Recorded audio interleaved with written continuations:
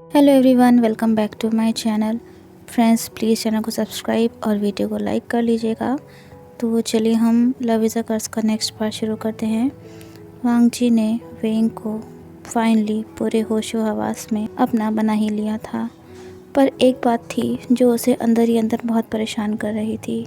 उसने अभी तक वेंग से अपनी आइडेंटिटी को नहीं बताया था कि वो एक अंडरवर्ल्ड माफिया है। ऐसा नहीं था कि वांग जी अपनी खुशी से इस पोजीशन पर बैठा था, पर उसकी मजबूरी थी। वो हिम्मत करके वेंग को ये बात बताता है, पर जब वो अपनी नज़रें ऊपर उठाता है तो देखता है कि वेंग तो सो चुका था।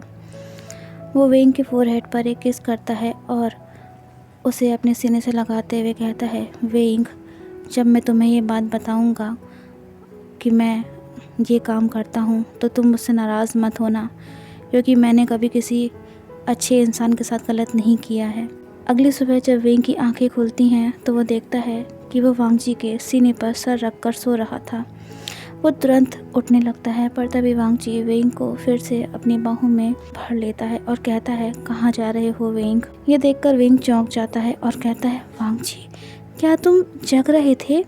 तो तुमने मुझे उठाया क्यों नहीं? तुम्हारे तो हैंड्स नम हो गए होंगे। पर वांग जी बिना कुछ बोले वेंग के लिप्स पर किस करने लगता है। वो अपनी टंग से वेंग की टंग को लिक करने लगता है। एक हॉट एंड सेक्सी किस के बाद वांग जी वेंग को छोड़ देता है। वेंग कहता है, वांग जी, तुम ना। तो वांग जी वेंग को अपनी बाहों में भरते हुए कहता है, गुड मॉर्निंग वेंग, ये मेरी लाइफ की अब तक की सबसे बेस्ट मॉर्निंग है। ये सुनकर वेंग के फेस पर एक स्माइल आ जाती है। तभी वो हड़बड़ा कर बेड से उठ जाता है। वांग जी कहता है, क्या क्या हुआ वेंग? पर वेंग तो कुछ बोल भी नहीं पा रहा था, पर उसके चेहरे से डर साफ झलक रहा था। वांग जी उसे ऐसे देखकर घबरा जाता है। वो सोचता है कि आखिरकार वेंग को हो क्या गया। तभी वो वेंग को झकझोरता है और कहता है, वेंग, बताओ मुझे क्या हुआ है। कुछ देर बाद वेंग कहता है, वांग जी, रात भर मैं घर से बाहर था। मैंने घर पर भी किसी को नहीं बताया, और अब आंटी यू मुझसे बहुत ज़्यादा गुस्सा हो जाएंगी और पता नहीं मेरा क्या होगा। वेंग की ऐसी हालत देखकर वांग जी तुरंत उसे अपने गले से लगा लेता है और कहता है, वेंग, मैं किसी को भी तुम्हें हर्ट नहीं करने दूंगा। मेरे रहते मेरे ओमेगा को कोई टच भी नहीं कर सकता है। वेंग वांग जी को टाइटली हक कर लेता है और कहता है, वांग जी, मेरे मॉम डैड नहीं हैं। अंकल जियांग ने मुझे पाला है। बचपन में ही मेरे मॉम डैड को किसी ने मार दिया था। वांग जी वेंग को शांत कराते हुए कहता है, वेंग, मैं हूँ ना तुम्हारा वांग जी, तुम्हें कभी अकेला फील नहीं होने देगा। और हाँ, कल रात मैंने अपने ग को बोल दिया था कि वो तुम्हारे भाई जियांगजा को ये बात बता दे कि तुम मेरे साथ हो। ये सुनकर वेंग चौंक जाता है और कहता है, क्या?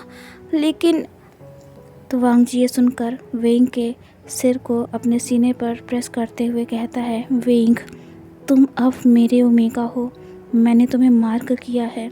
मैं किसी को भी तुम्हें तकलीफ़ पहुंचाने नहीं दूंगा, और हाँ, ना ही तो मैं कभी तुम्हारा साथ छोड़ूंगा। वांग जी की ये बातें सुनकर वेंग को एक सुकून सा मिलता है। उसे लगता है कि हाँ, आखिरकार कोई है जिस पर वेंग पूरी तरह से डिपेंडेंट हो सकता है बिना किसी डर के। तभी वो कहता है, वांग जी, ये देखो, तुमने मेरी बॉडी पर कितने लव बाइट्स के निशान दिए हैं। अब मैं बताओ क्या करूँगा। तो वांग जी धीरे से स्माइल करते हुए कहता है, वेंग, और मेरी पीठ पर ये जो नाखूनों के स्क्रैच लगे हैं उनका क्या? ये सुनकर वेंग शाय हो जाता है, उसका फेस रेड हो जाता है। तभी वो वांग जी से कहता है, लेकिन वांग जी, मेरे कपड़े तो कल रात पूरी तरह से मैसी हो गए हैं। अब मैं क्या करूं? वांग जी वेंग का हाथ पकड़ता है और कहता है, चलो। वेंग समझ नहीं पाता है और वो कहता है, लेकिन वांग जी। तभी वांग जी वेंग से कहता है, अपने वांग जी पर भरोसा रखो। वो दोनों क्लॉथ्स पहनकर उस होटल से बाहर निकल जाते हैं। वेंग को अभी भी हल्की हल्की नींद आ रही थी, इसलिए वो कार की खिड़की के सहारे अपना सर रख के सो जाता है। वेंग को तो लगा था कि वांग जी उसे लेकर कॉलेज के लिए निकला है। तभी अचानक से एक जगह कार आकर रुकती है। वेंग की आंखें झटके से खुल जाती हैं। उसे लगता है कि वो और वांग जी कॉलेज के सामने खड़े हैं और इसी वजह से कार रोकी है वांग जी ने। तभी वेंग गौर से देखता है तो वो चौंक जाता है, क्योंकि जहाँ कार रुकी थी वो कॉलेज नहीं बल्कि एक बहुत बड़ा सा मॉल था। वेंग कहता है, वांग जी, ये हम कहाँ कहाँ गए हैं?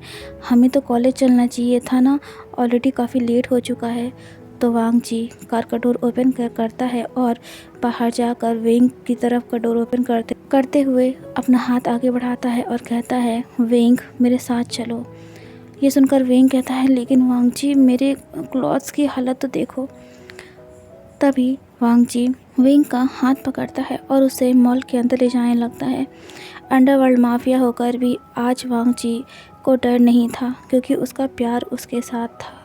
तभी उसके पास सियान की कॉल आती है और वो कहता है, बॉस मैंने ना जाने कितनी बार कोशिश करी पर आपका नंबर लग ही नहीं रहा था। तो वांग जी उससे कहता है, सियान मैं वेंग के साथ ल्यूमिनस मॉल में हूँ। ये सुनकर सियान चौंक जाता है और कहता है, लेकिन बॉस। तभी वांग जी कहता है, सियान मैं तुमसे बाद में बात करूँगा। और ये कहकर वांग जी कॉल काट देता है। सियान बहुत ज़्यादा टेंशन में आ जाता है, क्योंकि वांग जी की जान खतरे में थी। वैन रोहान ने लांस के एक मैन को मार दिया था। वो जल्दी जल्दी में कंप्यूटर पर वांग जी की लोकेशन को ट्रेस करने लगता है। इधर हर बात से अनजान वेंग और वांग जी बेफिक्र होकर घूम रहे थे। वेंग तो वांग जी का हाथ नहीं पकड़ना चाह रहा था, पर वांग जी ने उसे अपने से एक पल के लिए भी दूर नहीं होने दिया। सभी लोग उन दोनों को ही देखे जा रहे थे। तभी वेंग धीरे से कहता है, तो वांग जी तुम्हें नहीं लगता कि सब हम ही को घूर रहे हैं? मुझे ये बहुत ज़्यादा एम्बैरेसिंग लग रहा है, यूँ हाथ में हाथ पकड़कर चलना। ये सुनते ही वांग जी चलते चलते रुक जाता है और वेंग की तरफ देखते हुए कहता है, वेंग मैं तुम्हें अपने करीब रखना चाहता हूँ और मुझे किसी से फ़र्क नहीं पड़ता है, क्योंकि तुम मेरे हो। वेंग का फेस शाइनेस की वजह से रेड हो गया था। वो कहता है, वांग जी अगर तुम्हें कोई प्रॉब्लम नहीं है तो फिर मुझे भी कोई प्रॉब्लम नहीं है। ये सुनकर वांग जी के फेस पर एक हल्की सी स्माइल आ जाती है। एक बहुत ही बड़ा क्लॉथिंग ब्रांड था। वांग जी उस डिपार्टमेंट में वेंग को अपने साथ लेकर जाता है। काउंटर पर जो लड़की थी वो वांग जी को देखते ही बहुत खुश हो जाती है और कहती है, सर आप यहाँ पर और इतने टाइम बाद। वांग जी भले ही एक अंडरवर्ल्ड माफिया था, पर उसने काफ़ी लोगों की मदद भी करी थी। उनमें से ही ये लड़की भी थी। वांग जी कहता है, चेंशी वेंग के लिए क्लॉथ्स दिखाओ। वेंग के सुनकर चौंक जाता है और कहता है, वांग जी मुझे इतने महंगे ब्रांड के कपड़े नहीं खरीदने। मुझे तो सिर्फ कॉलेज जाने के लिए कपड़े खरीदने थे, चलो यहाँ से।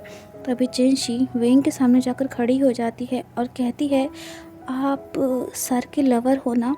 ये सुनकर वेंग चौंक जाता है और वो वांग जी की तरफ देखने लगता है।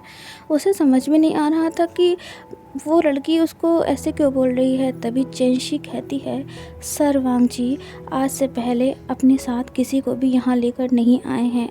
आप वो पहले पर्सन हो। प्लीज़ आप हमारे स्टोर से कपड़े ले लो। वेंग के अंदर सेल्फ रिस्पेक्ट बहुत ज़्यादा थी। वो ऐसे ही कोई चीज़, वो भी इतनी महंगी नहीं ले सकता था। वो धीरे से कहता है, ठीक है वांग जी, तुम और ये लड़की मुझसे इतना बोल रहे हो तो मैं कपड़े तो ले लूँगा, पर मेरी भी एक बात तुम्हें सुननी होगी। मैं भी तुम्हें जो दूँगा वो तुम्हें एक्सेप्ट करना होगा। वांग जी ये सुनकर बस धीरे से अपना सर हिलाता है। उस स्टोर पर कपड़े तो काफ़ी अच्छे थे, पर वेंग को तो सिर्फ कॉलेज जाने के लिए कपड़े लेने थे ना। चेंशी वांग जी और वेंग को साथ देकर बहुत खुश थी। वो मनी मन सोचती है, फाइनली सर वांग जी को अपने लिए कोई अपना पार्टनर मिल ही गया। वेंग कहता है, वांग जी क्या तुम मेरे साथ चेंजिंग रूम तक चलोगे? उसने कपड़ों के कई सारे सेट्स हाथ में ले रखे थे। वांग जी थोड़े से सेट्स लेते हुए अपने हाथ में कहता है, ठीक है चलो। इसके बाद वेंग कई सारे क्लॉथ्स ट्राई करता है, पर ना ही तो वांग जी और ना ही तो उसे एक भी कॉलेज पर्पस के लिए लग रहे थे। पर तभी वो एक हल्के ब्लू कलर की शर्ट और उसके साथ ब्लैक पैंट पहनता है। जब वांग जी उसे देखता है वो कहता है, वांग जी ये शर्ट मेरे ऊपर कैसी लग रही है? तो वांग जी की तो नज़रें वेंग पर से हट ही नहीं पा रही थी। वेंग उस शर्ट और पैंट में बहुत ज़्यादा ब्यूटीफुल लग रहा था। वांग जी की हार्ट बीट बहुत तेज़ हो जाती है। वो धीरे से वेंग को थोड़ा अंदर की तरफ पुश करता है और फिर वो भी उस चेंजिंग रूम के अंदर चला जाता है और अंदर से डोर को लॉक कर लेता है। वेंग कहता है वांग जी ये तुम क्या कर रहे हो? किसी ने हमको ऐसे यहाँ देख लिया तो, हम इतने सारे लोग हैं यहाँ आसपास। तभी वांग जी वेंग के लिप्स पर अपने एक फिंगर को रख देता है और धीरे से उसके कान के पास जाकर कहता है वेंग तुम इन क्लॉथ्स में बहुत ज़्यादा ब्यूटीफुल लग रहे हो। वांग जी पहले वेंग की आंखों की तरफ और फिर उसके लिप्स की तरफ बहुत प्यार से देखता है। उससे अब रहा नहीं जाता और वो वेंग के लिप्स पर पैशनेटली किस करने लगता है। वेंग वांग जी को दूर करने की बहुत कोशिश करता है क्योंकि मॉल में थे वो लोग और ऊपर से ये एक चेंजिंग रूम था, पर तभी वांग जी उसके हाथों को टाइटली अपने हाथ से पकड़ लेता है। कुछ देर बाद वांग जी किस करने के बाद वेंग को छोड़ देता है और कहता है सॉरी वेंग, तुम्हें देखकर मैं खुद को कंट्रोल नहीं कर पाता हूँ।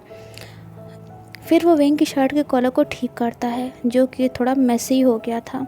वो कहता है मैं नहीं चाहता कि मेरे ओमेगा को कोई भी देखे, लेकिन मैं क्या करूँ, तुम इतने ब्यूटीफुल हो कि मैं किसकी नज़रें तुम पर से हटाऊँगा, इसीलिए वेंग तुम सिर्फ मेरे साथ रहोगे। वो कहता है वेंग तुम्हें क्लॉथ चेंज करने की ज़रूरत नहीं है, आई मीन तुम्हारे पहले के कपड़े पैक करा ले रहा हूँ मैं, तुम यही कपड़े पहनकर कॉलेज चलो। वेंग स्माइल करता है और कहता है मेरा अल्फ़ा भी बहुत ज़्यादा ब्यूटीफुल है। कुछ देर बाद वो दोनों चेंजिंग रूम से बाहर निकल जाते हैं। चेन शी जब वेंग को देखती है तो कहती है सर आप ना इन क्लॉथ्स में बहुत ज़्यादा अच्छी लग रहे हो। तो वेंग कहता है ये वांग जी की पसंद है।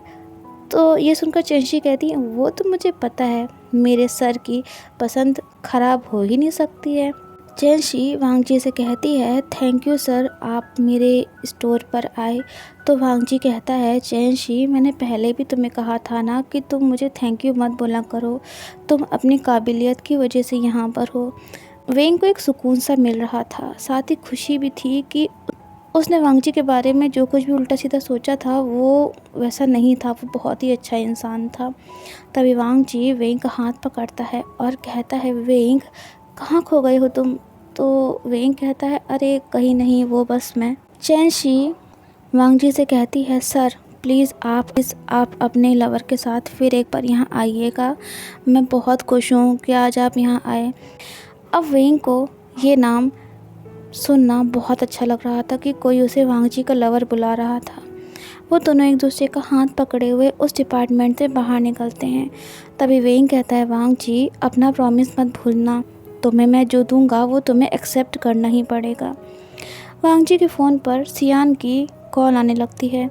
एक बार तो वांग जी उस कॉल को इग्नोर कर देता है पर वो उठा ही लेता है। सियान कहता है बॉस वेन रोहान ने हमारे एक आदमी को मार दिया है और आप जिस मॉल में वेंग के साथ हो मैं वहाँ पहुँच ही रहा हूँ, प्लीज़ आप दोनों सेफ रहिएगा क्योंकि मुझे लगता है कि कोई है जो आप दोनों पर नज़र रखे हुआ है। वांग जी को ये सुनकर घबराहट होती है, अपने लिए नहीं वेंग के लिए, क्योंकि उसका तो डेली का काम था ये गन और ख़तरनाक चीज़ों से सामना करना, पर वेंग तो इन सब चीज़ों से बिल्कुल अलग था ना। वो तेज़ कदमों के साथ मॉल से बाहर निकलने लगता है। वेंग कहता है वांग जी क्या हुआ, तुम अचानक से इतना तेज़ क्यों चल रहे हो? पर वांग जी उसे कोई जवाब नहीं दे रहा था। तभी अचानक से उसकी नज़र एक आदमी पर पड़ती है जो गन से वांग जी के ऊपर फायर करने वाला था। ये देखते ही वांग जी बहुत ज़्यादा घबरा जाता है। वो अकेला होता तो कोई बात नहीं थी, पर उसके साथ वेंग था। तभी अचानक से वो पर्सन वांग जी के ऊपर फायर कर देता है। वांग जी किसी तरह से अपने आप को बचाता है और अपनी परवाह किए बिना वो वेंग के आगे आ जाता है। गन फायर की आवाज़ से मॉल में भगदड़ मच जाती है। वेंग भी बहुत घबरा गया था। वो कहता है वांग जी क्या उस पर्सन ने तुम्हारे ऊपर फायर किया था, मगर क्यों? वांग जी वेंग को लेकर एक पिलर के पीछे छुप जाता है और कहता है वेंग मुझे तुमसे एक बात बतानी है। तभी वेंग देखता है कि वो पर्सन उन दोनों के नज़दीक पहुंच चुका था। वेंग की तो चीख ही निकल जाती है। तभी वो अपने मुंह पर हाथ रख लेता है क्योंकि वो शोर नहीं कर सकता है। वो कहता है वांग जी के पास तो खुद की गन भी नहीं थी कि वो अपने को और वेंग को प्रोटेक्ट कर पाए। तभी वांग जी कहता है वेंग तुम यहीं रहो, मैं अभी आ रहा हूँ। ये सुनते ही वेंग वांगची को तुरंत हाथ पकड़ लेता है और कहता है, वांगची तुम कहाँ जा रहे हो? प्लीज़ मत जाओ ना, मुझे मुझे बहुत डर लग रहा है। अगर अगर तुम्हें कुछ हो गया तो। तभी वांगची वेंग को अपने सीने से लगा लेता है और उससे कहता है, वेंग तुम बिल्कुल भी मत घबराओ, मैं सही सलामत वापस आऊँगा। वेंग का दिल बहुत घबरा रहा था। ये लाइफ में दूसरा मौका था जब वेंग को ऐसा फील हो रहा था। वो वांगजी के लिप्स पर किस करता है और कहता है, वांगजी मैं तुम्हारा इंतज़ार करूँगा यहीं पर। लोग इधर उधर भाग रहे थे, इस वजह से वो पर्सन सही से पता नहीं कर पा रहा था कि लान वांगजी है कहाँ। इधर सियान भी उस मॉल में पहुंच चुका था। वो देखता है कि सारे लोग घबरा करके इधर उधर भाग रहे होते हैं। सियान एक आदमी को रोकता है और पूछता है कि क्या हुआ है, तुम सब ऐसे क्यों भाग रहे हो?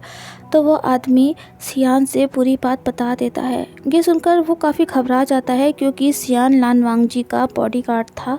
ऊपर से वांगजी के पास अपनी सेफ्टी के लिए कुछ भी नहीं था। ये सारी बातें सोचकर सियान तेज़ कदमों से मॉल के अंदर जाने लगता है और मन ही मन कहता है, बॉस वांगजी, मैं आपको कुछ नहीं होने दूँगा। प्लीज़ आप मेरे पहुंचने तक खुद को और वेंग को सेफ रखिएगा। वांगजी भीड़ का फ़ायदा उठाकर उस पर्सन से थोड़ी ही दूर पर जाकर छुप जाता है। वो सोचता है, अगर वेंग को बचाना है और कोई भी कैजुअलिटी नहीं होने देनी है तो उस पर्सन को अपने पीछे लाना ही होगा, क्योंकि उसे मुझे ही मारने के लिए यहाँ भेजा गया है। ये सारी बातें सोचकर वांगजी एक बार वेंग की तरफ देखता है जो कि उससे थोड़ी दूर पर खड़ा हुआ था। वो कहता है, वेंग, मेरी वजह से तुम्हारी भी जान खतरे में पड़ गई है, सॉरी, लेकिन मैं वादा करता हूँ कि मैं तुम्हें कुछ भी नहीं होने दूँगा। अभी तो मुझे तुम्हें अपना सच भी बताना है। उम्मीद है दोस्तों आज का पार्ट आपको पसंद आया होगा, ये जानने के लिए कि वांगजी और वेंग के साथ क्या होगा, क्या वो दोनों सेफ रहेंगे, क्या सियान उनको बचा पाएगा। इसके लिए आपको नेक्स्ट वीडियो का इंतज़ार करना पड़ेगा और मैं जल्द ही न्यू वीडियो के साथ आप सबसे मिलूँगी। टिल देन टेक केयर और हैव अ गुड डे।